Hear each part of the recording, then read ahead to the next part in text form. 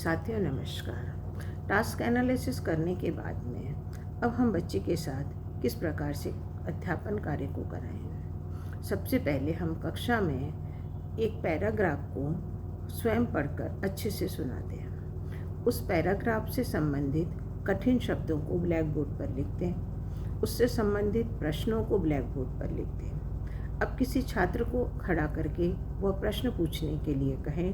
कक्षा के अन्य बच्चे उस प्रश्न का उत्तर दें। जब 3 या 4 बच्चे प्रश्नों का उत्तर दे दें तब हम अपने दिव्यांग बच्चे से कहें कि अब आप इस प्रश्न का उत्तर दीजिए, ताकि 3-4 बच्चों के दिए गए प्रश्नों के उत्तर से वह सीख जाएगा कि इस प्रश्न का उत्तर क्या है। इस प्रकार से हम बार बार प्रश्नों को पूछें एवं उस पैराग्राफ से संबंधित अधिक से अधिक प्रश्न बनाएं और उसके उत्तर को पूछें, ताकि छात्र उस पैराग्राफ को बहुत अच्छे से समझ सके।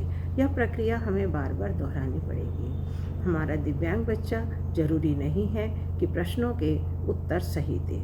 यदि वो प्रश्नों के उत्तर गलत देता है तो हमें उससे दोबारा प्रश्नों के उत्तर सही स्वयं बता दें और उससे पुनः दोहराने के लिए कहें। इस प्रकार से बार बार प्रयास करने पर, हर पैराग्राफ को इसी प्रकार से पढ़ाने पर हम बहुत ही आसानी से अपने सामान्य बच्चों के साथ साथ दिव्यांग बच्चों को भी अध्यापन कार्य में जोड़ सकते हैं। साथियों, सबसे बड़ी समस्या होती है जब भी कोई दिव्यांग छात्र कक्षा में आता है तो वह अति क्रियाशील होता है और हम उससे बहुत ज़्यादा फ्रस्ट्रेट हो जाते हैं या हम चिंतित हो जाते हैं या हमारी समझ में नहीं आता है कि हम इसके साथ में पूरी कक्षा को लेकर कैसे चलेंगे। तो सबसे ज़्यादा ज़रूरी है हमारे अंदर सहनशीलता होना, पेशेंस होना। यदि हमारे अंदर सहनशीलता है, स्नेह है, लगाव है, तो हम सामान्य बच्चों के साथ दिव्यांग छात्र को भी बहुत आसानी से पढ़ा सकते हैं।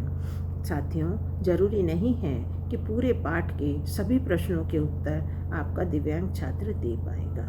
अतः वह एक वर्ड में, एक अक्षर में भी यदि प्रश्नों के उत्तर देता है तो भी हमें पूरी कक्षा से उसे ताली अवश्य बजानी है। उसे हर समय हमें ये एहसास नहीं दिलाना है कि वह दिव्यांग है। जब वह अपने आप को सामान्य बच्चों के साथ जोड़ लेगा, अपने आप को सामान्य की तरह कार्य की गतिविधियों में सम्मिलित कर लेगा, तो हमें उसे सिखाना बहुत ही आसान हो जाएगा। एक शिक्षक होने के नाते हमारा ये कर्तव्य है कि हम सभी बच्चों को साथ में लेकर चलें। धन्यवाद।